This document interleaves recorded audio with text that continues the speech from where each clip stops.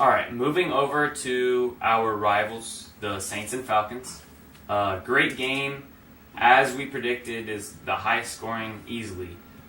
Breeze and Ryan starting off at the quarterback spot. They both finished at the top this week. Breeze had 5 touchdowns, 2 rushing, and Matt Ryan also had 5 touchdowns. Let's talk about the quarterbacks for a second. Who do you like to finish higher at the end of the year, Matt Ryan or Drew Brees? Drew Brees. I mean, Calvin Ridley yesterday was an anomaly. He's going to have great games, but I think more of that was because Julio wasn't 100% healthy, so they had to lean on him more. But that does let them know the potential that they have. So we will see a lot more of him because you saw a lot less Mohamed Sanu. But, he's usually always involved in the games. Drew Brees has Michael Thomas, number 1 in receiving. Yeah, I love Michael Thomas. In receptions. Yep, number 1 in receptions. And I thought he was number 1 in targets. He's not. We'll talk more about the guy in front of him on targets, but he's got, here, let me check, make sure it's exact, but Michael Thomas is 2nd in targets. He's got 40 through 3 games. This is the kicker. He's got 38 receptions. He's only touched the ball twice that he hasn't caught it. And, I mean, he might not have even touched it. It could have just been in his area. He's 38 catches out of his 40 targets. He's on pace for 202 receptions. The record is 143. We might see some crazy records get shattered this year. I mean, he already broke one for most receptions in 3 games with 38. And Brees just took first all-time on most completions. Yeah, I do actually disagree with you, though. I think Matt Ryan might finish higher than Brees for 2 reasons. They already lost Keanu Neal for the year on their defense. They also lost Deion Jones until at least week 9, I think, or maybe week 10. And then they also just lost Ricardo Allen in this game for the year, their other safety. So both of their safeties on the field from here on out are going to be backups. Deion Jones is out for a while, and I mean, this offense is finally coming into form with the 2nd year of Sarkisian. I think he's going to have to throw the ball a lot more than Drew Brees. And then the second reason being that I think on the Saints side, Mark Ingram's going to come back. The defense has to get its act together eventually. It doesn't, though.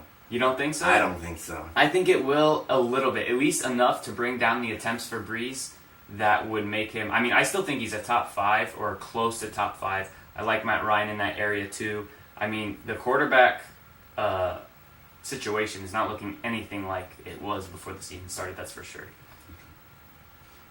Tevin Coleman was kind of a disaster. Yeah, He's usually a great start when Freeman's out, but they were just throwing the ball the entire game. On the other side, though, Alvin Kamara, I mean, Michael Thomas and Alvin Kamara, and this is what I was talking about with Brees, he's throwing the ball so much that Kamara has 38 targets. A running back, 38 targets. He's on pace for 160 receptions because he's had, on average, 10 per game. He's got 30. Right. And that would shatter the record for running backs. I mean, both these guys, one of them's going to decrease. You almost wish Mark Ingram doesn't come back. Yes. So we can see some history. Yes, I agree. For real. And then, last thing, how much fab would you spend on the rookie for Atlanta, Calvin Ridley?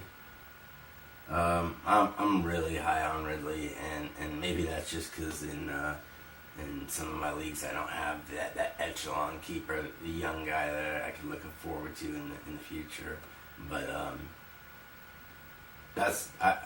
I'd be spending 25% of my fab on a guy like Calvin Ridley. Yeah, especially the potential, and in a keeper league, you want a young guy, and Julio Jones. I mean, how long is he really going to be a Falcon for? Yeah, I actually have Julio, as you know. I don't feel too bad about that game, though. I know a lot of fans were disappointed in Julio. Here's the thing. He was covered and shadowed by Lattimore the whole time. Matt Ryan was taking the easier passes. That's why Ridley was going off.